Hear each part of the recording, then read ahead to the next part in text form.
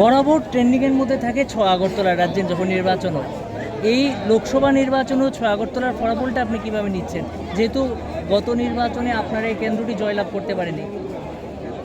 এবার আমাদের ভারতের প্রধানমন্ত্রী মোদিজির ভোট ছিল, তাই এবার আমাদের ৬ আগরতলার মানুষ বুঝতে পেরেছে 2023টা কীভাবে গেল, 2018 কীভাবে গেল। তাও এবার মানুষ বুঝতে পেরে এবার 2024-এর যে লোকসভা ইলেকশন ছিল, আমাদের যিনি সেবক, রাষ্ট্রীয় সেবক, ওনার যে ভোট ছিল, আমাদের যিনি প্রার্থী ছিলেন বিপ্লব কুমার দেব, উনি ছিলেন মোদিজির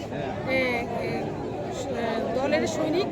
সেই হিসাবে এবার আমাদের ৬ আগরতলার জনগণ মুখ্য জবাব দিয়েছে যে আমাদের আর সুদীপ বর্মন আমাদের সঙ্গে রাখার দরকার নেই। সেইভাবে এবার ৬ আগরতলার মানুষ বিপ্লব দেবকে জয়ী করার জন্য একদম উদ্যমভাবে কাজ করে গিয়েছে।